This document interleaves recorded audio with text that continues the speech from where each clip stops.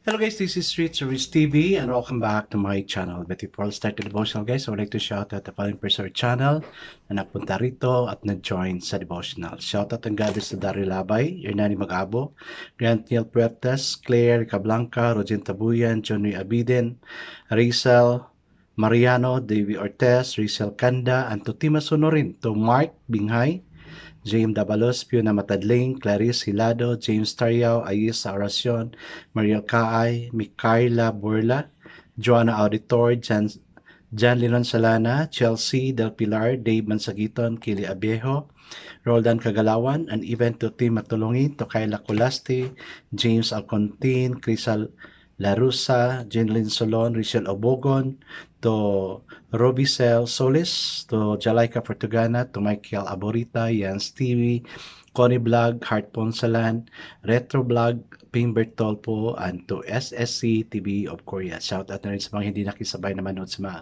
devotional but still nagpunta pa rin dito para manood at makinig sa devotional. God bless us all guys.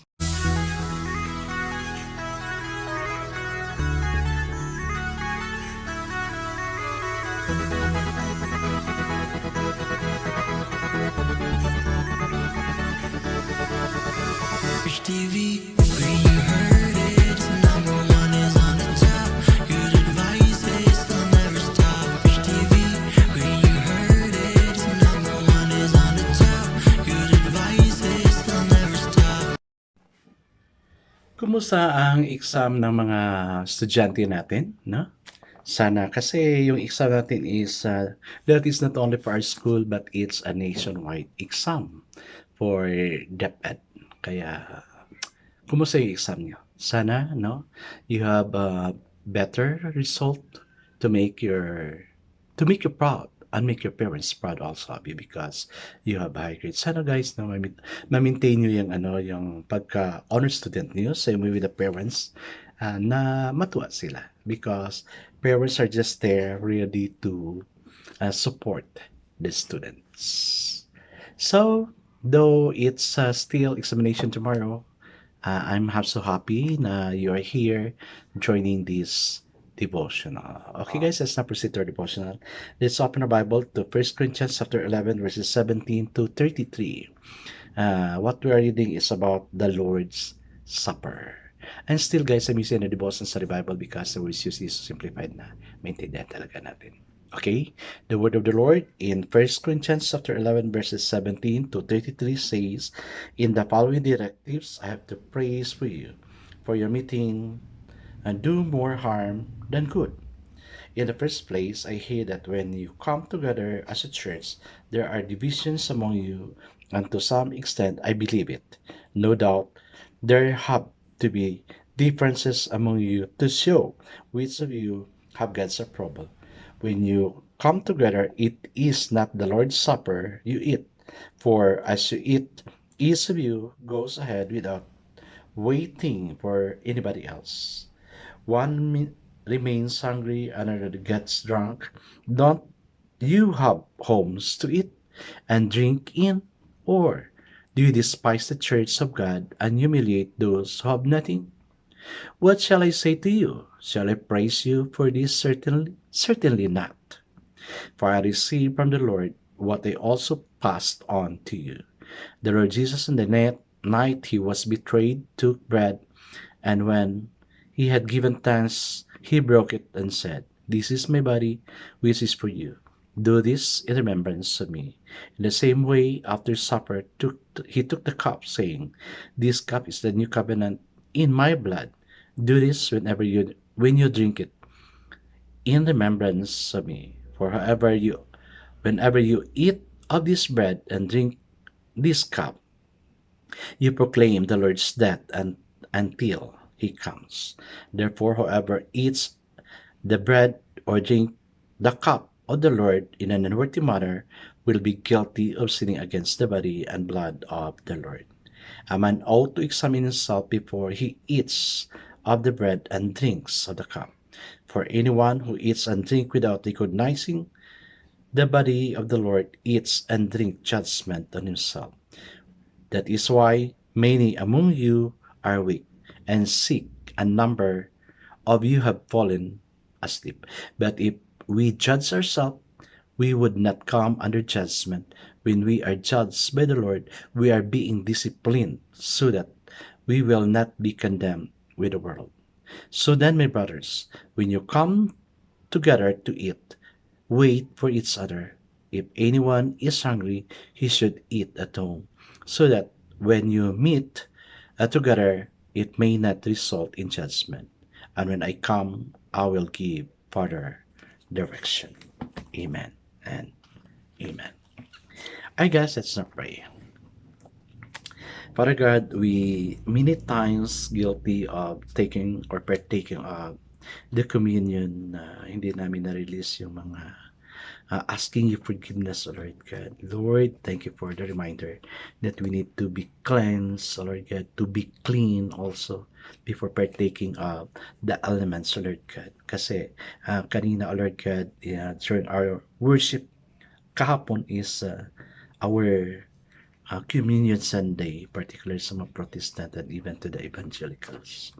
Thank you for the reminder, O God, that we need to keep ourselves holy, blameless before partaking it, and teach us to hold it long, O Lord God, so we can sustain also your mercy in us, your power in us, because through this communion, O God, you're giving us the power to be healed from all that we suffer, the power to have everything we need because of your grace na binibigay sa amin. Thank you, God, for loving us. Thank you also for those who are here, to my students. At least they'll have their exam tomorrow, and I pray, O God, for the anointing of your wisdom, knowledge, and understanding, that you would answer all the questions given unto them. Teach them and enable them to recall what they have studied, O Lord, na hindi masayang ng mga pinag-aralan nila, O Lord. Lord, thank you, thank you, thank you. We commit all these things to you. In Jesus' name we pray. Amen and amen. The focus verse here for this evening, guys, is found in 1 Corinthians chapter 11, verse 29, and it says, "For anyone who eats and drink without discerning the body eats and drink judgment on himself." Kaya kailangan talaga na we have to discern first kung may kasalanan ba tayo nagawa, na we really need to confess it to God. So the title of the devotion for this evening, guys, is Unity Through the Agape Feast and Eucharist. So agape means the love of God. O diba? Lesson natin yan. Okay. Meals featured prominently in the Lord's ministry. Jesus instituted Lord's Supper, wherein he dramatized the great sacrifice he made for our sakes. His incarnation symbolized by the bread, his body, which will be broken, and his crucifixion symbolized by the wine, his blood shed on the cross.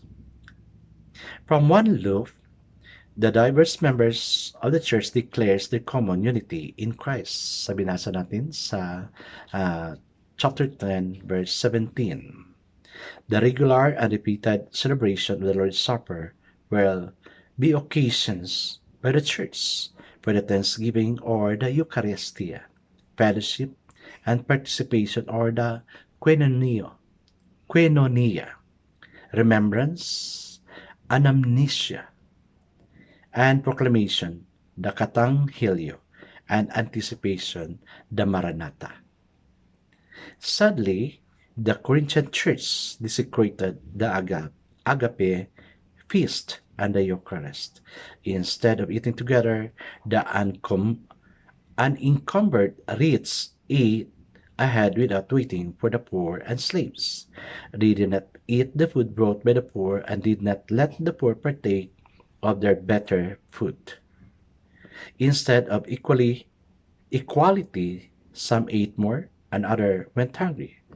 Some even got drunk by highlighting their socioeconomic differences. The Corinthian assemblies did more harm than good, humiliating those who had nothing because of their disunity and disrespect. Paul censored the Corinthians twice. How can we avoid the mistakes of the Corinthians? Kaya ito, God is reminding us always about this, no? Kaya Paul is reminding us also, kaya sinulat ni Paul kung gaano kagulo yung Corinthians. Kaya Paul is reminding us not to do what the Corinthians are doing before, na hindi na mangyari ngayon. Before participating in the Eucharist and the Agape Fest, everyone should discern the body, even ourselves. Kung may nagawa ba tayong kasalanan, let's ask forgiveness to God before we partake of the communion. Through self-examination that recognizes the deep spiritual significance of the sacrament and produce the right attitude and behavior towards others. Kasi yung communion is a Eucharist, no? Yung iba is parang it's different for them. It's something special para sa kanila, no? It's a sacrament, no? Sacrament of Holy Communion, sacrament of baptism, sacrament of Holy Matrimony, no? Yung marriage. So, iba kasi nagiging sacrament nila yan, kaya it's really very special. And even to us, no? Ako, if I have a very special need, no? I do my communion on my own because I know what to do, no? So, yun, pag may hinihingi din ako importante kay Lord, I need to commune with the Lord, no? By making symbols, ang ginagawa ko is I take Coke and even Skyflex, no? Sa bread and representing the wine, yung Coke. Then, of course, you have to keep yourself holy, no?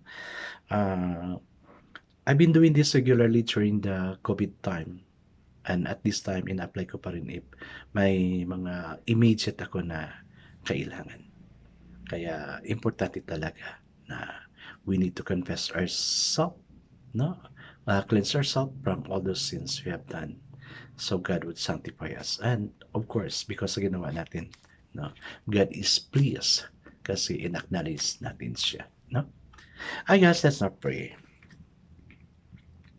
Father, our agape fest and Eucharist strengthens the unity of Christ's body, the church.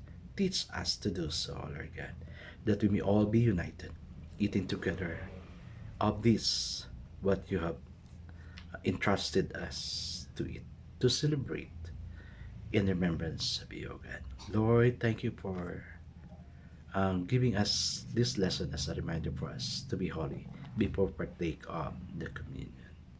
Bless us all, O God. In Jesus' name I pray. Amen and amen. Yes guys, kailangan talaga natin i-cleanse ang sarili natin before we partake of the communion to make our prayer effective. God bless us always because I know God's short blesses 10 times better. This again is Rich TV. Kita-kita tayo muli sa muli. Paalam!